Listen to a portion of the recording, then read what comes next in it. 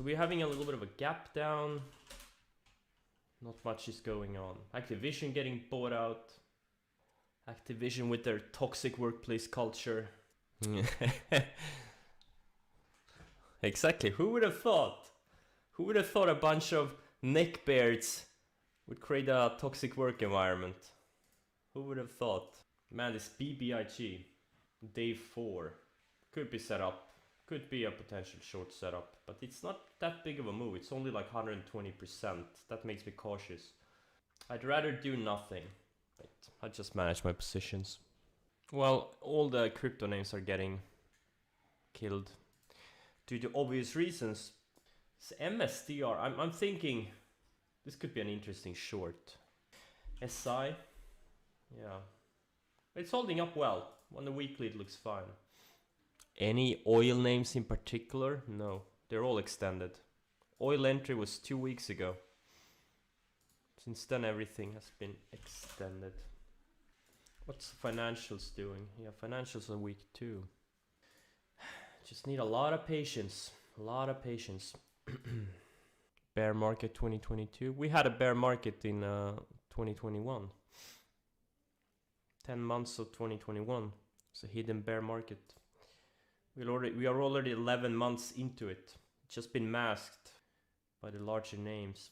Well, at least a lot of sectors. But it would be good with a rollover in the SPYs. Would be very healthy. It's been a relentless uptrend for a long time. Need a little bit of a reset. Oh, yeah, Goldman Sachs. Oh yeah, the big bank, Citigroup looks fine, but these big banks look like shit. Isn't this the right time to put on some short positions? I don't know. If you can find something good. Why would this be better than last week or last month? Or why is now a good time? Yeah, 2 weeks ago, when we got all those bear flags that broke down, like stuff like Palantir and ARK and CrowdStrike, all these bear flags resulted in a downside. But that was the time to short. Now I just don't see any setups. We're in limbo. Like, there are markets you can heavily buy stuff, there are markets you can heavily short stuff, and there are markets, you know, it's just better to do nothing. Ocean shipping stocks still staying strong. Which ones are those? Which ones are the ocean shipping stocks? Zim and Green. Oh, okay. Yeah, Zim. Yeah. Yeah, this thing. And what was the other one? Oh, Green. Yeah, Green. Oh, okay. Yeah. And DAC. Yeah, okay. DAC actually looks really good on a weekly. But man, it's thin. They're all thin. Green had a good setup like 3 weeks ago. These commodity names are real superstars. AA is looking interesting again. AMC, is it? Yeah, I mean, it's just gonna bleed back into single digits. And all the apes are gonna cry. And this was also, 2 weeks ago, it had this little bear flag, resulted in a downside. If you can finally break out of the range. This thing has been showing such relative strength for so long. XPEV 2, but not NIO. Did you watch Pradeep's question everything video on YouTube? Stocks that hold up in a weak market don't perform the best. Well, it depends. First of all, the market itself hasn't been that weak. In like mild pullbacks, during mild corrections in an uptrend, say 5, 7, 8%, just like the one we are in right now, usually the stocks with the most momentum that have been showing resilience are the ones that tend to do the best. But during deeper corrections and longer lasting corrections, when you really have a lot of things that get beaten down, in those scenarios it's the most beaten down names that usually do best in the first phase of the rally, once you get a rally. So it depends. Obviously it depends. Just because a stock has been holding up doesn't mean it has to go up when the market correction ends. It depends on the momentum. Like if you look at LI and XPEV, like these things, they're in big flags. On every market dip they just bounce back. So Do your own thinking. During deep and long corrections, it's the beaten down names that generally do best, at least the first part of the ensuing rally. But in the like 5-8% corrections in an uptrend, it's usually the ones that hold up the best. And the last time we saw a good example of it was AMD and Nvidia back in October, right? They showed resilience, and then once the market pressure ended, just shot straight up. Two mega cap stocks, right? AMD went up like 50% in a month and half. Nvidia I didn't trade, I passed on this one, but this one went up 60%. Oh, copper. Too bad there are no more, there aren't, you know, more liquid copper stocks. I'm like FCX, what are the other copper stocks? There's not many liquid. It's the only liquid one. Copper, let's see here. SCCO. WRN. And then there's this ETF too. Tech. Oh yeah, sure it is. Yeah, you're right. It's not, oh yeah, it's an ADR, that's why it's not under the copper. Oh, TRQ, yeah, it's another copper now, I remember this, yeah. Oh, it's so thin. SPEV short, I don't see a short setup here. Would have been a better short setup if it was gapping up. I don't like big gap downs. Do you have a favorite stock? One that you traded several times with big profits? Yes, Tesla. Tesla has been the stock I've traded the most every year for the past, like, I don't know, 6-7 years. Every year it's Tesla. Best trading stock ever. Long short. And it's actually gonna set up again. It's actually setting up again. What are your thoughts on just learning technical material from the CMT, Chartered Market Technician designation? I think it's completely useless. If you want to make tens or hundreds of millions of dollars, you can skip it. You don't need to do anything. What you need to do is go through every single fucking stock in the US stock market.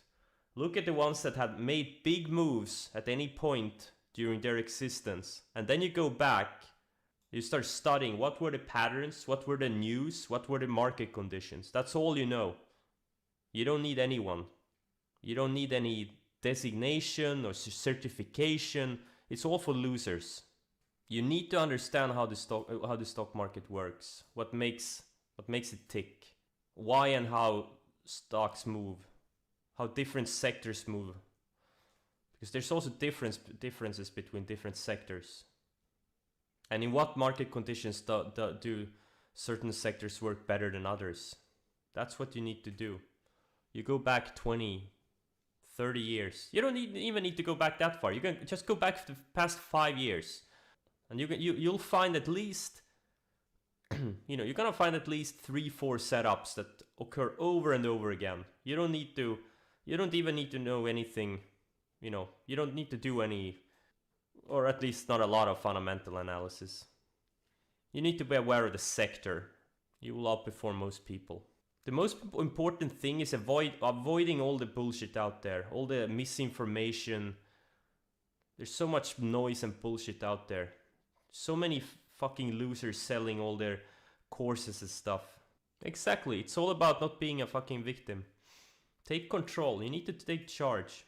Look, when it comes down to this, in the stock market or in the financial market, it's about figuring out where is the money going, where is the money, and from where the money is flowing out. That's what you need to figure out.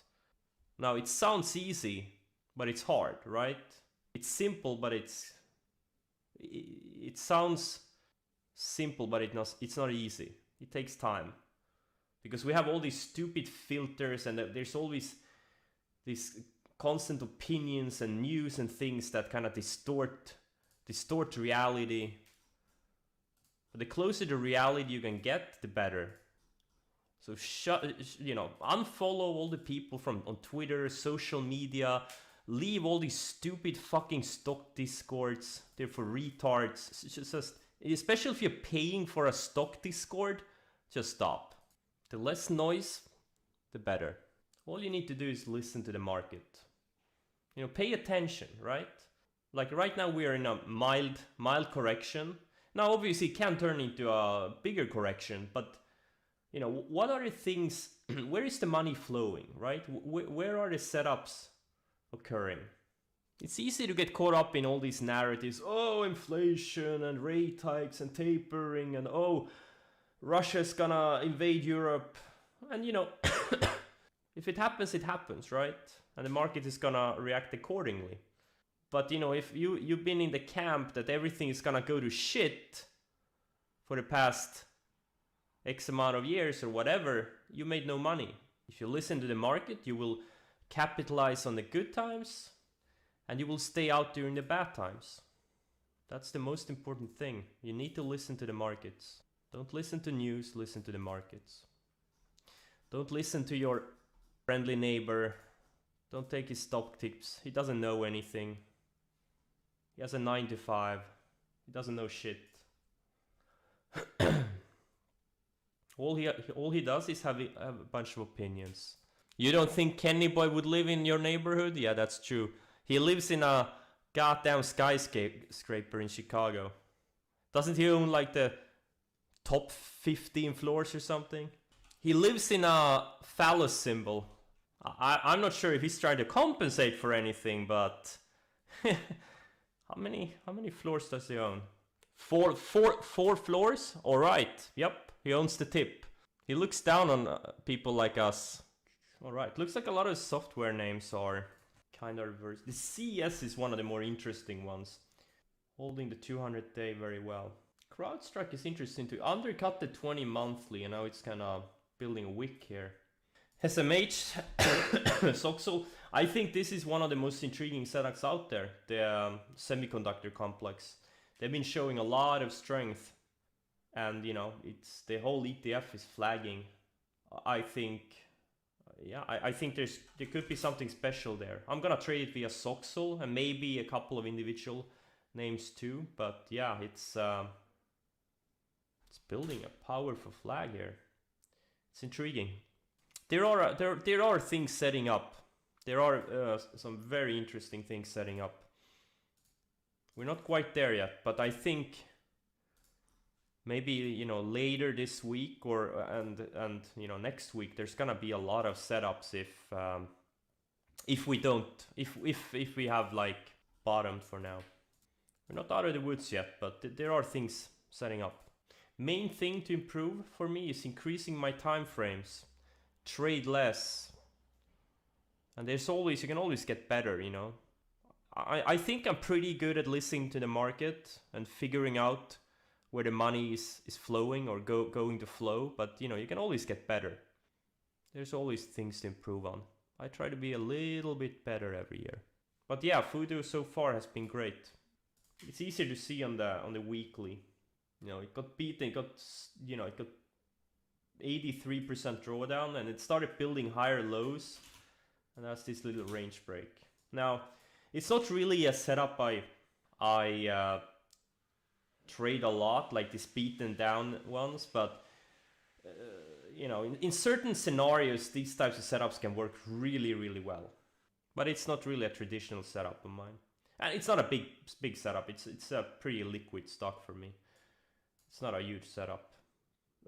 Position. It's a fairly small position, but you know, my risk on it was like, I don't know, $2, and if it goes, it could very easily go back to like mid-60s, and I'll make $20, right? So it's at least 1 to 10 risk reward. Oh yeah, beaten down names. The flags on beaten down stocks can sometimes be the absolute best movers. All these cybersecurity names, CS, it undercut and reclaiming the 200-day, FTNT, Crowd. This one is kind of beaten down, but it's very strong. Yeah, bouncing off the 200-day. Yeah, there's a lot of these leading stocks over the past 6 months are kind of finding support at key levels. They're finding support where they should be finding support, so that's a good sign. But there's no setups yet. And on the other hand, if we get a nice bounce in a lot of these beaten down names, we can get a 3-4 day bounce on them. You know, we could have some mean reversion setups again. Like if something like this Carvana, if we can bounce back to the 20 day, you know, go straight up to 3-4 days, we could have some mean reversion setups. So there's a lot of potential opportunities setting up, long and short. Do you think Putin will move into Ukraine? Why the fuck are you asking me that? Who cares what I think? I'm just some guy streaming on Twitch. Who the fuck gives a shit? I don't know. No one knows. Only Putin knows.